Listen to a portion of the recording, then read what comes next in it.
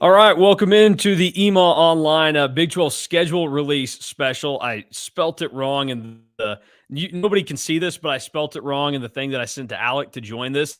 I just put scheduler release. I don't know why I added an extra R on the end. I guess I'm just so excited to talk college football scheduling because after all of this, build up and excitement of this new era of the Big 12 and wanting to know who's going to play the new schools, where's it going to be played at, you get any of these new adventures in the conference. It's finally here. We're going to see what a 14-team Big 12 schedule looks like. It's supposed to go at 1 o'clock is the official date that it's supposed to be released. Shout out to the TCU Horned Frogs who just double birds to Brett Yormark, said, hey, we lost the Big 12 championship, so we're just releasing this sucker early.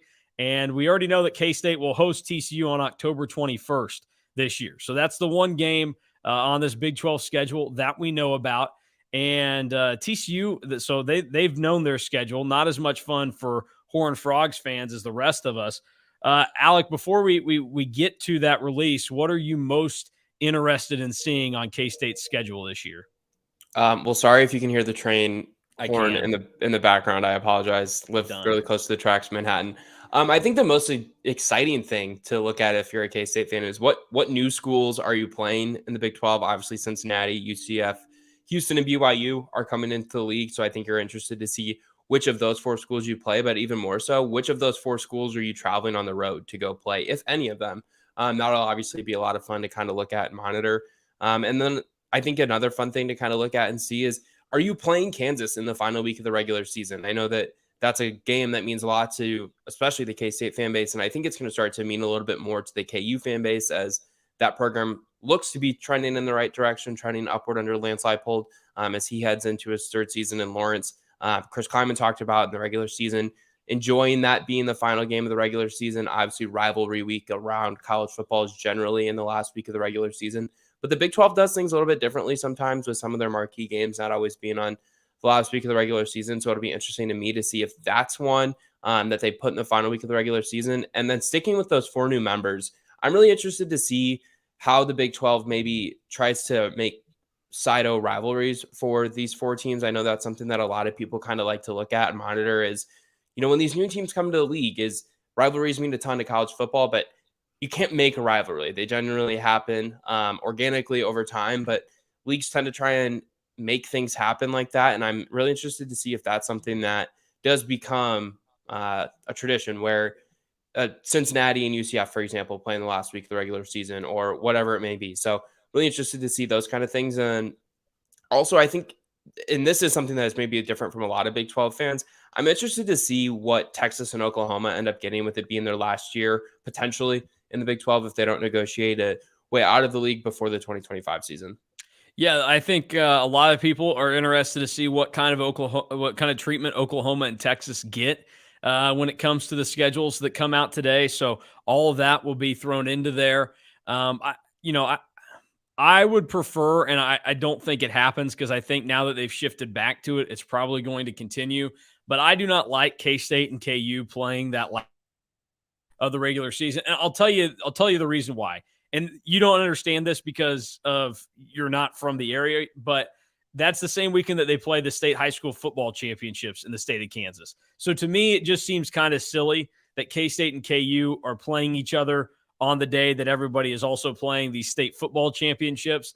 I think it's equally as exciting when it's, thrown into the middle of October or something for those schools. But I don't have a gripe one way or the other. It certainly makes it feel more big time, kind of like what you talked about with, that's kind of rivalry week in college football. So it doesn't really affect me one way or the other, but that's just a gripe I have. I would prefer that they played it at a different time, but it is what it is. I would expect that K-State will always have KU and Iowa State on their schedule. I would imagine the Big 12 understands that even when this thing shrinks down to just 12 teams again, that they're going to want to kind of protect certain games in some regards. And certainly K-State has Iowa State and Kansas that have turned into at least intriguing and fun rivalries and some notoriety for the league. And we'll see who else in the conference maybe has some of those games on there. I would imagine that a team like West Virginia They might try and help them out a little bit with like travel. So maybe they're always going to see Cincinnati and like UCF on their schedule. I don't know. We're going to have kind of an exciting time seeing how all this stuff kind of figures out in 10 minutes from now. A couple of other thoughts on the Big 12 releasing their schedule. It seems like most every other conference has gotten theirs out there at this point. Who is the one team that you don't want to see on K-State's schedule next season? Whether it's because you think that it's not a sexy opponent or because you think it's a bad matchup for K-State? Well, that's a fun question. I didn't think about it that way. Kansas. No, I'm just kidding. Yeah. I do want to keep seeing them on there, but yeah. I don't know. That's a really fun question. I don't know if there's anyone that, like if you're in the Big Ten, right, and there's divisions, and you're in the West side, it's like, okay, I don't really want to play Ohio State. Or if you're in the SEC and you're a team that's at the bottom of the West, maybe you're like a Mississippi State. You're like, okay, we don't want to play Georgia from the East in your crossover. The Big 12 obviously doesn't do divisions, so I think that makes it a little bit harder to be like, okay, like I don't really want to see that team. In terms of like sex appeal of new opponents, I don't love the idea. For whatever reason, I don't love UCF. Like Gus Malzahn's cool, but like Orlando's not like cool to me. Like I know a lot of people like going to Orlando. I went to Orlando when I was younger. Not a huge fan of it. Did you go to Disney World? Yeah, we did. Did Universal. I think Universal's better personally. I think the older you are, the better Universal probably is. I never got to go to Universal Studios, only Disney World, and that was my mom's dream. She wanted to take us to Disney World. We get out there, and her and my youngest brother end up getting sick. So the two people that probably would have enjoyed it the most were sick while we were out there. And then a couple of years later, because she wanted that experience again, the plan was for us to go back to Disney World. And my brothers and I basically just got together and were like, we'd rather go to the Fiesta Bowl this year than Disney World. So we made her drive to Arizona for the Fiesta Bowl as opposed to going to Disney World, which very on brand behavior from your family, obviously. Yeah, I don't know. Maybe avoiding UCF. We were talking before we went live of the 4 schools that are coming into the Big 12. I think the one that I would like to go make a road trip to the most is BYU. And I think a lot of people might think that's weird, but you and I both are on the same page there. Looks like a good environment to see a game. BYU's obviously got some good history. So, yeah, that's something that I'm looking forward to, I guess, is potentially BYU. I don't know. Yeah, no, I think BYU is the one that a lot of people are on board with. They are, whenever the first time every school in the future Big 12 goes to BYU, I think you're going to have a lot of fans that want to go out there and experience it. So I don't think it's just, the schools that have been in the Big 12 and have seen the same opponents for the last 25 years now. But I also think it's going to be the schools like, Cincinnati that look at it as, oh, that's kind of a cool place to go. And I think the two, from just a pure like experience and who the opponent is standpoint, BYU and Cincinnati are the two schools that I'm most excited about joining the league. BYU has the location and they always are pretty consistent with what they do. And then on the Cincinnati side, like it sucks for Cincinnati that like Luke Fickell is moving on, and that certainly takes a little bit of the juice out of them coming to the league. But Cincinnati has always made great hires. Like you just can go through like the last 20, 30 years of what Cincinnati's done with their head coaching job. They've always picked somebody that can kind of carry the legacy. And I think, I've heard a lot of people tell me that that Nippert Stadium is a pretty cool place to watch a game. So those are the two from like a standpoint of that I would like. I still would maybe put Orlando with UCF slightly above it if and only if we can get that for like K-State going there at the end of November or something. This year had to go to Morgantown the second to last weekend of the year. That was a little chilly, not as fun. That's when I want to go to Orlando, because if K-State has to play like conference game number 1 at some point and it's like September 28th and you're going to Orlando, who cares? It's still like 90 degrees in Kansas at that point. So I only want late trips to Orlando when K-State has to make that thing go. On the flip side, talking about locations you want to be or people that you want to avoid, who in the conference, so not just pertaining to K-State, but what matchup of old school versus new school do you most want to see this upcoming season? Oh, there's a right answer to this. What do you think? What do you think my answer is? I want to see Houston go to Morgantown. I want to see Dana Holgorsen have to go back to West Virginia. But I don't know if my answer counts for what you're talking about. I think the one game that a lot of people would want to see from like drama purposes is Texas going to Houston. But if Texas doesn't count, that's fine, because I think that brings a lot of drama. That's fine. I think Texas having to play any of the new schools, like there's going to be a lot of drama in any of those. Like that's pressure packed from a bragging rights standpoint for Texas and Oklahoma whenever they have to take on one of these new schools, because you're going to have, if you lose that game as Texas or Oklahoma, you are going to have 12 other schools that are banding together and they're coming after you, and they're not going to let you hear the end of it because they're going to make fun of you for it. Yeah, I think that those schools would all really like to have Texas and Oklahoma come to them because it guarantees a sellout, I would imagine, for their home stadium, which is obviously a good thing that most schools would like to be able to have and celebrate. So I guess that from that perspective, I definitely get it. Yeah, I think Texas at Houston's a fun one. Oklahoma, Texas leaving, it was always Texas leaving and Oklahoma was going with them, right? Like it wasn't Oklahoma's going to the SEC and they're bringing Texas with them.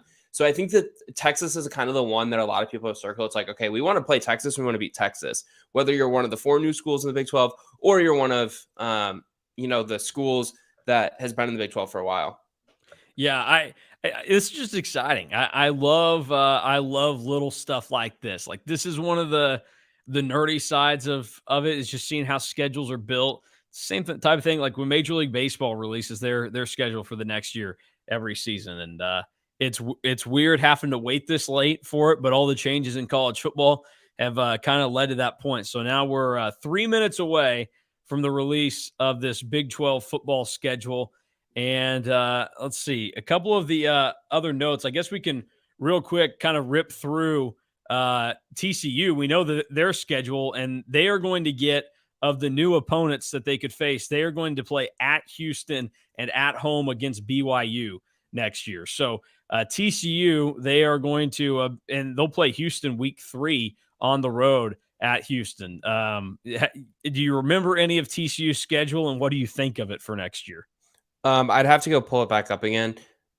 My thing with TCU is I feel like they've gone like all in on being the villain of the Big 12 over the last couple months.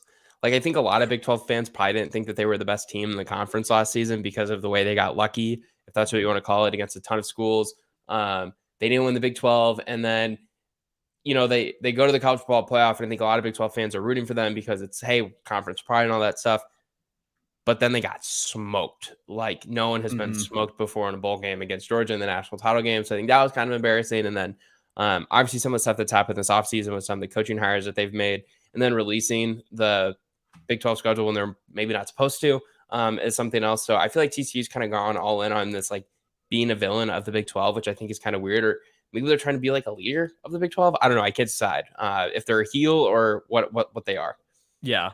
I don't know. It's just it's kind of interesting to see how this whole thing is going to play out with TCU, and I think you're right. They have kind of taken on this villainous role with the way everything has, I guess, gone down with hiring Kendall Briles, and then also I don't know, some of the antics of their fans this season. Obviously, we were at the K-State TCU game when they were throwing beer bottles onto the field. So.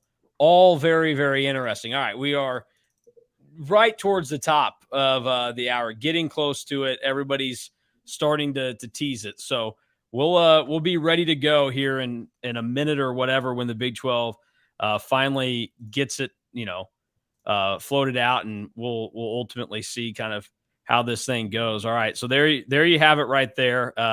We'll have the screen ready to go and up for everybody when we get to that point, and see, I guess, what ends up coming out of this. So any other thoughts before we see probably what this thing looks like? Quickly looking at the non-conference, I think if you're a Kansas State fan, you should be excited to go to Mizzou. Obviously, you had a lot of success against Mizzou this year at Bill Snyder Family Stadium, but to be able to go on the road into an SEC stadium, even though some people still don't consider them an SEC school or a true SEC school for cultural reasons or whatever it is, I think that's kind of fun. Obviously, you get 2 pretty good cupcake games that we look at and think about in the non-conference against SEMO and Troy to start the season before going to Mizzou. So just quickly let this non-conference, I think that's kind of an interesting thing to look at as well. All right, there you have it. K-State's first Big 12 game will be at home against UCF. So K-State comes out of the gates. They will get to see one of the new opponents. It will be at home. And then you can see later, just looking down real quick, K-State will also have Houston at home. So that means the Wildcats will not go to any of the new opponents this season. So we'll go through it real quick. You see and know what the non-con looks like. At UCF, an early bye for the Wildcats. Them and OSU have the earliest buys. They will then play each other that following week. K-State with back-to-back road games, October 7th and 14th in Stillwater and Lubbock. Then they return for back-to-back home games where they will take on TCU in Houston, the road trip to Austin, and then Baylor on November 11th will be at home. A road trip to KU, and it's actually Iowa State that is the final home game and final regular season game of the year for K-State. So the Wildcats, they will not play Oklahoma or West Virginia this season. We know that. And then the two other new schools that end up being Cincinnati and BYU, not on the schedule for K. Those are the schools that they are going to avoid this time around. I guess kind of interesting to see. And I would have thought that maybe Kansas would have been the last game of the season, but Iowa State equally as good. And that's a really tough finishing stretch for K-State to have to play in like such high and emotionally charged games, because both of those are big time for both sides there. So pretty impressive to see what K-State has on the schedule, and excited to see. So what are the instant thoughts from K-State's Big 12 schedule that they will face in 2023? Well, obviously you get a bye at a pretty good time. Obviously before playing Oklahoma State and Texas Tech, I think it's nice to kind of have a bye fairly close to the middle of the season. I think that's kind of interesting and kind of important. I think it's also kind of interesting that K-State misses Oklahoma. I think that's something that you probably feel good about. If you're a K-State fan, obviously Oklahoma is generally one of the more talented teams in the Big 12. So that's important that you miss a team like that. And then, like you said at the end, not playing Kansas in the final week of the regular season, but instead playing Iowa State, I think is something that is maybe favorable for K-State too. I mean, you still get a rivalry game, and that's obviously a lot of fun as well. Yeah, I mean, I the way it shapes up, it's unique. It's a little bit different than what I expected. But I think it's a good blend. You get to see two of the new teams. It's good for the home crowd that you're going to get to see two of them at home. It adds to a little bit of a different dynamic. That's kind of the beauty sometimes of the non-con, is that you'll get to see some of the opponents that maybe you're not accustomed to come in. That's the fun of it at times. So it's similar to that with getting UCF and Houston. I think it's significant that you don't have to have any of those weird games that kind of come about with it. Let me zoom in here. K-State, Oklahoma State is going to be on a Friday. That is another unique twist to this. So the Big 12 adding some Friday games to their schedule, but K-State, Oklahoma State, they will get a bye, the earliest bye out of anybody in the league, and then they will play a Friday game. I got to tell you, I hate that. I don't love Friday college People football do not games. like this. I don't necessarily see the point of it. It looks like a lot of teams have some Friday games coming up this year, though. A lot of midweek games, though, pre-Saturday games. Cincinnati, BYU is a Friday on the schedule. TCU will play on a Thursday against Texas Tech. And then Houston, West Virginia on a Thursday. A lot of Black Friday games for the Big 12. Looks like they end up with maybe 2 or 3 Black Friday games. So those are a couple of the unique little notes about the Big 12 schedule this year. So they play Oklahoma State actually on the 6th of October. Yeah. So a Friday. Yeah. So those are something that I'm a little bit more accustomed to, being in the Big 10. They've started to do that, and even a little bit of games on Thursday as well.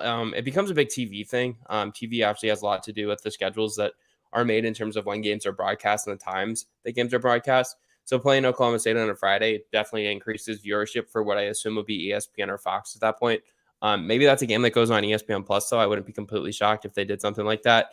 But yeah, No, those Friday don't games never seem to be super popular with get fans. people started on ESPN Plus games, especially with Oklahoma State. K-State Oklahoma State played the first ever ESPN Plus game. It was a disaster in the 2019 season. It was very, very bad. So we'll see. K-State going to Stillwater. That will be the Wildcats looking for their first win in Stillwater since 2017, I believe, when K-State went and upset Oklahoma State there. So a little bit of a unique note there with the Wildcats. And looking around the rest of the league, I'm trying to see who gets some weird ones. I mean, Iowa State, they've got. I would not be excited, I guess, about Iowa State's schedule here. You have to play both of the Oklahoma schools. You have to play K-State and Texas. And then you also have road trips to Cincinnati and BYU. So Iowa State, I don't know that like their schedule is the most appealing from just a we have to go out and now execute and play this schedule standpoint. You said who? Iowa State? Iowa State, yeah. They've got they'll start with OSU, and then they'll play at OU, home against TCU, at Cincinnati, a bye week at Baylor, home against KU, at BYU, home against Texas, at K-State. That's an early contender for the tough schedule out of anybody in the league. Yeah, that's a tough final week of the regular, or that's a tough final 3 games, I would think. I need to look more at what BYU is bringing back. I don't think Jaren Hall is coming back at quarterback. Maybe he is. But yeah, that's tough, especially when you factor in the fact, too, that they always have a marquee non-conference game against Iowa, who's projected to be one of the better teams in the Big Ten West, though if Brian Ferentz is back as offensive coordinator, maybe not again. We'll have to see. I think that, yeah, that's tough. That's tough. But the good news is for Iowa State that they get a bye right at the end of October. So they've got 5 games after that, and then they obviously have 6 games before it. So 6 or 7 games before it. So that's obviously favorable to kind of get a bye right in the middle of the regular season. And that's how Oklahoma really kind of lucked out too. They get one right after they play Texas, but before playing against UCF again in Norman. All right. Well, so the interesting one, we were going to see how OU and Texas fared. Oklahoma, this is their schedule this year. Right after a road game at Tulsa, Oklahoma will go at Cincinnati, and then they will also have to go on the road to BYU later in the year. They also get to see UCF at home. So Oklahoma gets to see 3 of the 4 newcomers to the Big 12, including road trips to Cincinnati and Provo. So that's interesting. And like what you talked about wanting, Texas is going to go on the road at Houston. That'll be off their bye after playing Oklahoma in Dallas at the Cotton Bowl. So a little bit of fun there with what Oklahoma and Texas have to face. Yeah, and I feel like that was just really easy for me to call. Like, I don't know. I felt like it was easy for me to predict that K-State was, or that the Texas, was probably going to have to play Houston. That's something that Houston probably really fought hard for. And I think if you're Texas, maybe that's not something that you were like gung-ho about, but if you're Texas, wouldn't you rather go play Houston where you're maybe going to have a large number of your fans at that game than maybe having to go play against a UCF, for example, or a Cincinnati? I feel like that's a game that Texas maybe would rather have to play. Mm-hmm. Yeah, I mean, it's fun to see these. It's just unique and exciting to get to see all the new teams in the league and how it ends up shaking down. Looking around at some of the other oddities, see if I can pick any out with kind of my my bare eye. Ultimately, I think it's all pretty standard. Just cool to see the new ones. So Baylor, they will get to face of the new schools, UCF, Cincinnati, and Houston. So Baylor, another school that gets to see 3 of the new ones. BYU, they are lumped in. They're going to be welcomed in by getting to face Oklahoma and Texas, including a game at home against Oklahoma. So they're going to get to experience Big 12 life right out of the gate. And then similar circumstances for UCF, who is going to get to have a road trip to Oklahoma and some of the new ones in there. Let's see if there's any other notables in here. Really pretty good. And also kind of unique looking at this. A lot of Big 12 schools that have road non-conference games this year. Some are able to avoid it and play, every other year. They tend to have 3 home non-conference games. But West Virginia, Texas Tech, Texas, Oklahoma State, Oklahoma, K-State, KU, Iowa State, Houston, Cincinnati, UCF, BYU, all with road non-con games. So 11 of 14 Big 12 teams will play a road non-conference game this year. Maybe it means something, maybe it means nothing, but it's just kind of fascinating to see how that ends up working out. Yeah, I think that's something that's obviously interesting to look at as well. And just kind of focusing back on K-State schedule here briefly. Mason, what do you think the most difficult game is on the schedule, just at like first glance? Well, so, I don't know, because I just don't know what to think of some of these teams this year. I would almost think that it probably has to be the road trip to Austin. Just, from what we know, like Texas should be good this year. And this is kind of the put up or shut up year. Like Steve Sarkisian has to have a legitimate team. If Texas is not playing for a Big 12 championship this season, then it's probably time to close up shop on the Steve Sarkisian thing, because he's got the talent there and he keeps bringing it in. Now it's time to kind of do it. And for K-State, like that becomes a pretty pivotal game, just from the standpoint of if you aren't able to go on the road and win in Austin, and again, that's something that K-State has not done in a long time, then you put yourself in a tough spot, because maybe Baylor's back on track this year. We don't know. But I think it's a tough finish for K-State to have to go on the road to KU and then back at home against Iowa State. Like, you're playing back-to-back weeks against teams that really, really want to beat you, and you really want to beat them. So you don't have any of like a little bit of a break to get those emotions in check. Like it's going to bleed into one week and into another, and it's going to be pretty hard fought. So I don't know what to expect from it, but it's going to be fascinating. I just think that game at Austin, that's probably the game that tells us if K-State can get back to the Big 12 championship or not. If they're competitive and if they can win that game, then and we would already know like what's gone on prior, but that would likely tell me that K-State's in a position to go on and compete for a Big 12 title again. Yeah, I think that the game against Texas is definitely one that is eye-opening and one that you maybe look at and circle, because like you said, Texas is obviously a team that people are expecting to be near the top of the Big 12 this coming season, with Quinn Ewers returning, obviously bringing in A.D. Mitchell from Georgia to play wide receiver opposite Jordan Whittingham, who's coming back, and obviously Xavier Worthy. But their offensive line also gets a little bit older and a little bit more experienced, because that was a young group. But at the end of the day, you still have to replace a guy like Bijan, who is a potential first-round draft pick at running back, and that's never easy. And while Quinn Ewers flashed at times his freshman season, or his, redshirt freshman season at Texas, that's something that you maybe need to see more out of him to really believe that Texas can go further at that point. But I think it's also kind of interesting to look at K-State's final two games of the regular season against Kansas and Iowa State. That opens the door up for a really emotional last 2 weeks of the regular season. Going to Kansas, obviously that's a big time rivalry game. It's no secret that K-State and Chris Klieman make a big deal out of beating the in-state program. That's a couple hours or just over an hour east of you. So that's obviously one, but then even having to come back home after a potential big time emotional win against Kansas and then having to play against Iowa State. That's tough. And like, even Iowa State wasn't very good this year, but did they get blown out in very many games? No, they didn't. It's because they generally are a well-coached team. They play good defense usually. And if their offense can kind of improve back to the level that we've seen it at in previous years, maybe Iowa State's a sleeper team in the Big 12. But there's a lot of teams in the Big 12 that we can circle as sleepers. But I just think those final 2 weeks of the regular season become really, really difficult.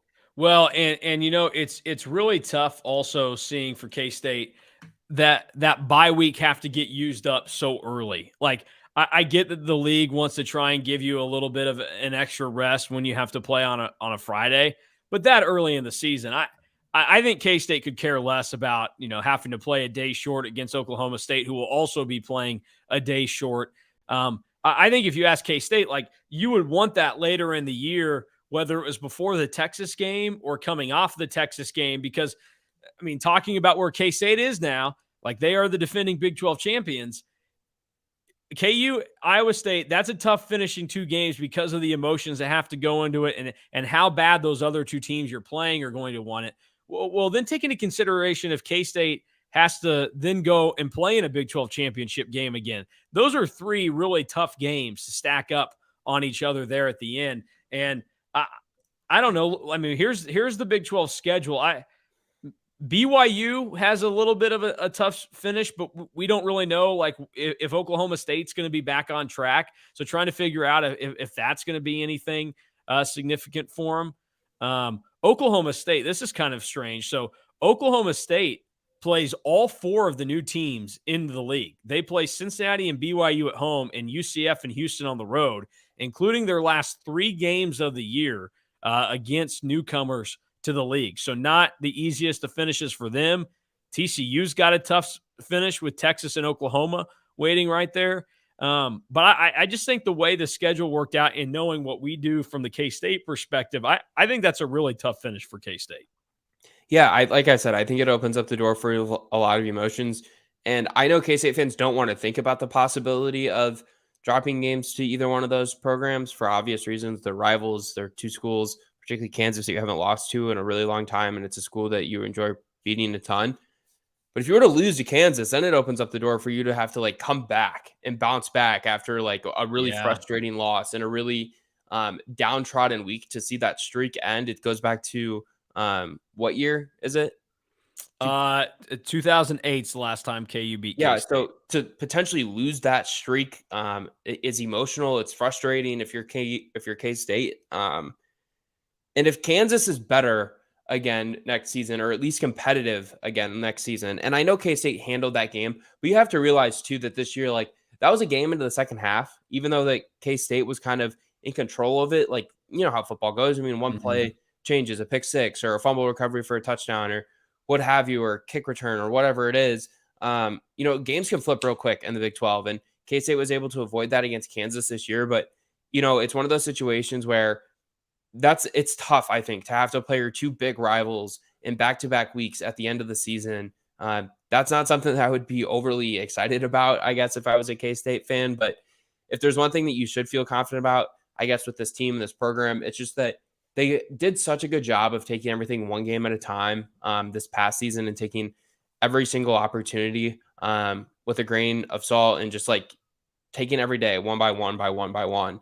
And I think that's one of the reasons why they were able to overcome the loss to Texas and the loss to TCU to still be able to get to the Big 12 title game and eventually win the Big 12 title is because that they were able to just take everything one day at a time. And that's going to be really important, I think, in the last, 2-3 weeks of the regular season against two rivals, and then also a Baylor team that I think is going to be pretty hungry, considering that maybe disappointment that they had. And yeah, I think the last 4 or 5 games of K-State's schedule are really tough. Well, all right, let's do this now because this is the fun of a schedule coming out. Everybody does it. So I want you to give me your game by game, just instant reaction for K-State, because here's my thought process behind it.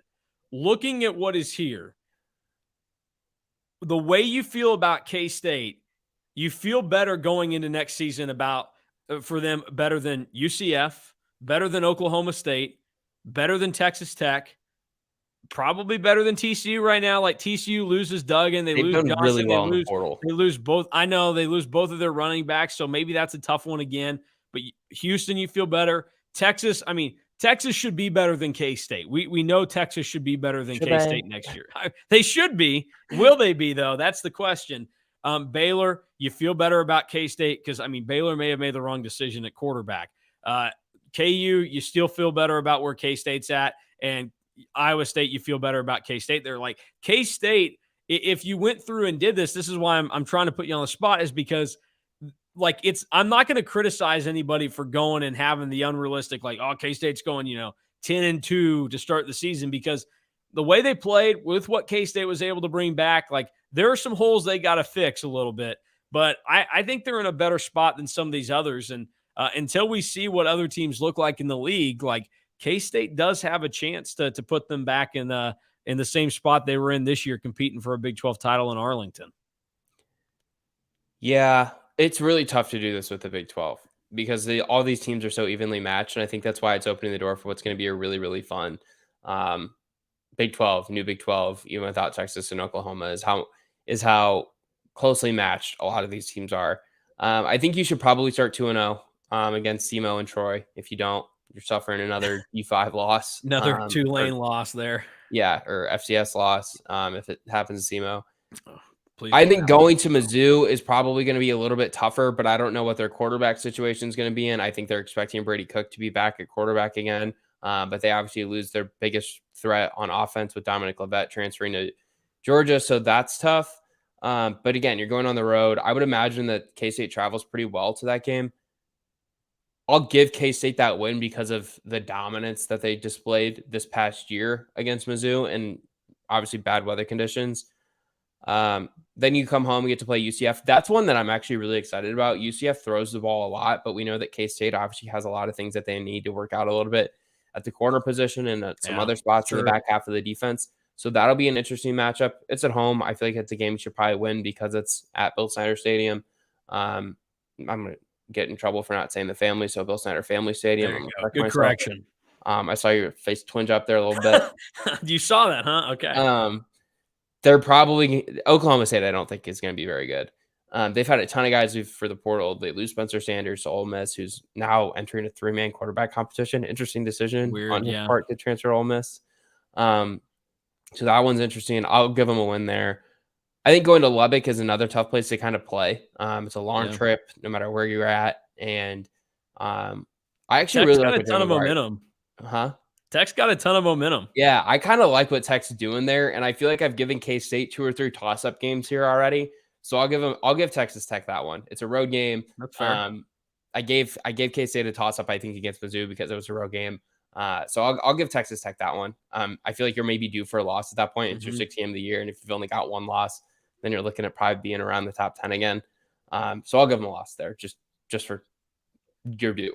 I'm going to TCU at K-State is going to be a fun game. I think that there's a lot of clashing, I think, internally between the two fan bases where it's I think K-State fans think that they were better than TCU last year. I think that K-State was better than TCU last year, but TCU's got the playoff bid to kind of go and talk about, but K-State has the Big 12 title.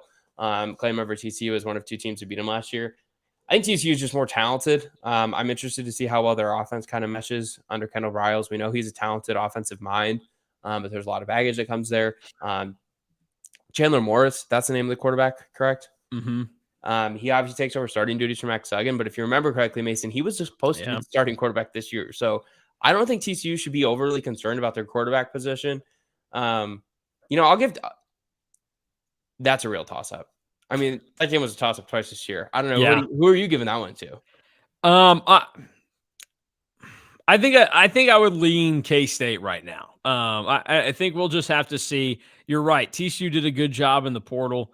But I just there's unknowns there. And also consider this, Chandler Morris starting over Max Duggan. The Max Duggan that he was starting over was not believed to be a Heisman. Not what Max Duggan actually turned out to be this year. So that's the one thing. Yes, Chandler Morris got the starting job over Max Duggan, but he got it over a Max Duggan that was getting benched in games at the end of the season prior and made terrible decisions and all this other stuff. The Max Duggan we saw this year, he was you got, 60% of the time you got a really good Max Duggan. The other 40% of the time you got this guy, you can't play him. This season, basically 95% of Max Duggan was, holy crap, this kid's really good. The other 5% was, that was kind of stupid. And the stupid side is what Chandler Morris had beaten out, not what Max Duggan became. So Chandler Morris is a good option for TCU, but I don't know that you can expect them to have another Max Duggan. I'd probably give that to K-State. I would say I'm with you at this point. I would not fault anybody if they said after this first 8 games, they're I could see K-State being 8-0, because I do think K-State with situations, they probably have 8. They're probably better in all 8 situations, but kind of similar to what you're saying and how we know sports work. Very rarely do teams get to that 8-0 mark, and very rarely do teams actually come through and win every game that they should. I think that Texas Tech game is going to be a fascinating one. So I would probably side with you. I'd put K-State 7-1 at this point in the season. And then at that point, it's kind of similar territory to what you had this year, where you're staring it down and you just say, if you can finish out 4-1, you're probably in the Big 12 title game again. Yeah, I agree. I don't know enough about Houston's roster. I know they were supposed to be a darling this year of the group of 5 schools, and they kind of fell on their face. Clayton Tune didn't have as good of a year as I think people anticipated. I'll give K-State a win there. It's here. It's in Manhattan. That's a game they'll probably win. I don't think that they're going to go to Texas and win. I'm high on this Texas team next year. I think Quinn Ewers is going to take a step. I know there's going to be a lot of people who say, well, Texas is always going to Texas. Hey, actually, I think that's the game where Quinn Ewers gets benched and Arch Manning takes over as a starting quarterback. So that might be a good thing for Texas because that's the number 1 overall recruit. So that's my bold prediction. We're going to show up there, and Alec, who loves Quinn Ewers, and I've been saying, I'm not really sold on him. He's going to do something so bad that he gets benched, and that's when the Arch Manning era begins. So K-State's going to get to be there for history. It's just a matter of, do you win that historic game or not? I also think that it's one of those situations where I haven't seen K-State beat Texas, so it's kind of tough for me to pick K-State. It's been a while. It's been since my freshman year of college when I saw him beat them. So yeah, so that's kind of tough, and we know the talent advantage that Texas is going to have. So I'll side with Texas in that game for all the reasons that you said earlier in the show about how maybe this is a put up or shut up year for them. Then I think they dominated Baylor, but I think Baylor's going to have to bounce back a little bit. It's at home. I just feel confident in K-State's ability to protect home field. Yeah. I guess is what I'm saying. And I think that they win their last 2 games of the regular season. So, 9-3. The question at Baylor is, was it Joey McGuire all along that created Baylor's success?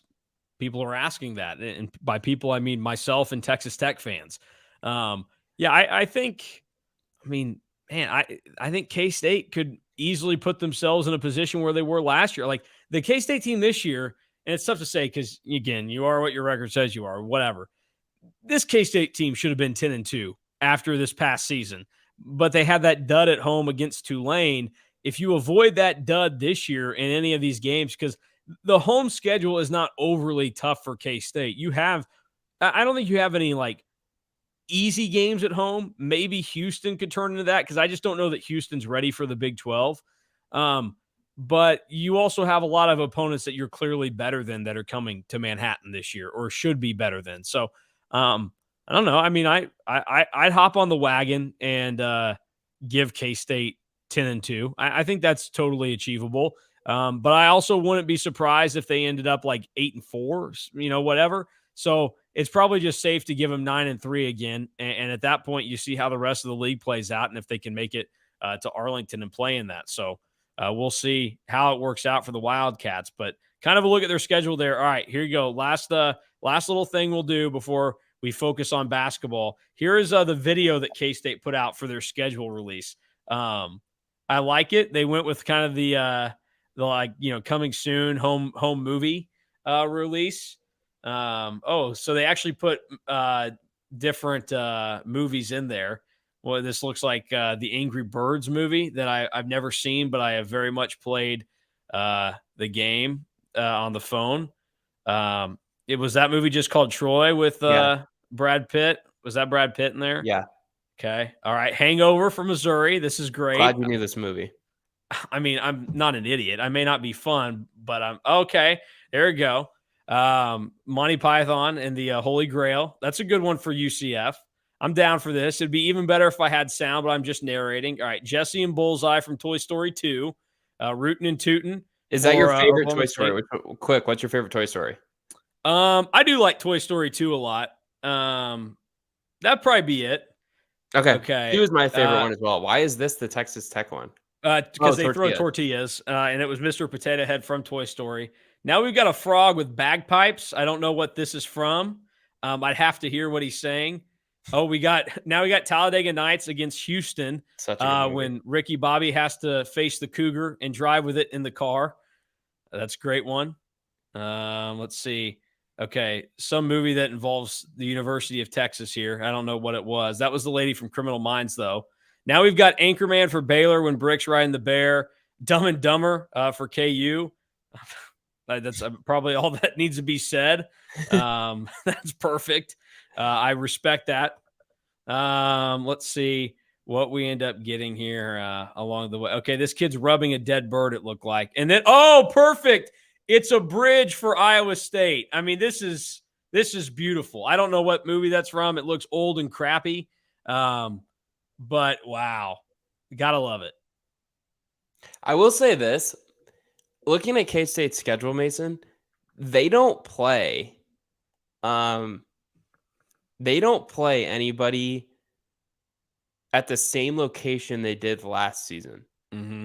Which I'd have to go look at other Big 12 schedules to see if they repeat that or not. But that's something of interest to me. That's a great point, because I desperately wanted K-State to play KU at home again, just to kind of see what the meltdown and fallout would be. Because when the league realigned in 2010 and 2011, K-State had to play back-to-back games in Lawrence. They played on a Thursday night in 2010, dominated KU, and then they went and dominated them in 2011 in Lawrence.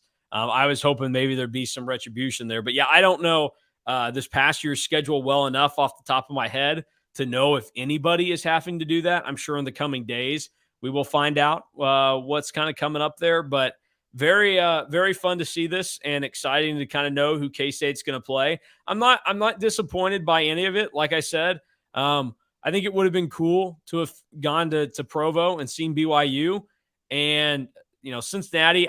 This year's Cincinnati team maybe would be the team you want to play from a standpoint of they're more beatable than what they've been. But Cincinnati is kind of like the big dog of the new 4 schools that are coming in. So if you have Cincinnati on your schedule, you're probably excited about that, because that kind of feels like a marquee opponent. So any final thoughts before we dip out of here? I'm excited to go to Austin. I'm sure you are. Hey, you're excited to go to Austin too. I have surprisingly never been to Austin. So yeah, we're going to go in potentially the last year of the league. So that's fun. Here's another question for you before we get out. Mm-hmm. Is the Big 12 going to do this every year now? With like a special schedule release? Yeah, where you're not going to know your opponents, multiple years in advance. My guess would be, and we'll have to see, as long as something doesn't get negotiated early with Oklahoma and Texas, my guess would be everybody that you played this year, you play again next year, and you get the return trips and everything. And then we'll be kind of on the edge of our seats to see who you do and don't play the next year. Although, like I said, I mean, if OU and Texas don't leave early, they have 2023 and 2024, and then they're out. So the Big 12 is going to have to redo the schedule anyways. So 2025 will be another kind of big release, and I think fun way to get going. Also, my wife signed off on K-State's schedule release video, so she said that it's solid. So that's a good video. I feel like TCU kind of started a trend with doing these, trying to be funny, but they're actually funny videos. I look forward to going and seeing seeing that with sound. I wonder if we have anything good from some of the other teams around the league. TCU just probably put something well together. They didn't. They just tweeted out a graphic. Wow. So that's not fun. All right, let's go around the league real quick. League whip around to see who did the best job at announcing their football schedule. Check the new schedule. Schools. Okay, let's see. KU tweeted out a 30-second video. They said, "We're all in. Are you? 2023 season tickets are on sale now for our 7 games at David Booth Memorial Stadium." Nothing exciting from them. They also just tweeted out a graphic. Let's go. UCF is really excited about being in the Big 12. So let's go look at what the Knights did. No longer the Black Knights or the Golden Knights. They also change that. They also just have a when did they drop Golden? It's been a while now. They're just the Knights. Threw Golden Knights in our story that I published as we were doing this, so that's going to be edited. I will say, an hour ago, UCF tweeted out a picture of Pat Beverly holding the camera, and on the camera it said the Big 12 football schedule is released today at 2, so that's at least semi-funny. All right, Cincinnati, don't let me down, new school. Okay, nope. They also look like they just went and threw up a graphic. So the Bearcats also not very fun. I'm a little excited for K-State and their social team for killing it today with what they did, because Tech also went graphic with Joey McGuire, just looking happy as can be. Okay, well, if I find any of them, I'll apologize if I don't give them the love they deserve. But K-State, the official winner of Big 12 schedule release day, not only because they're winning the Big 12 again, but also because they had the most kick-ass video. We just ended it there? Yeah, I didn't have a reply. That was funny, though. Okay, there we go. That's the walk-off. That was a great way to just, cut. All right, that's the walk-off. We're out of here. A reminder that if you love the Cats and you love to follow along with them, check out EMAW Online over at Rivals. And if you're not subscribed, get signed up there. And we'll have plenty of coverage coming up from tonight's game in Allen Fieldhouse as the number 7 Wildcats take on the number 8 Jayhawks, a place that K-State has not won since 2006. So that'll do it for Alec and I. And we will be back tomorrow to recap everything that took place in Allen Fieldhouse later this evening.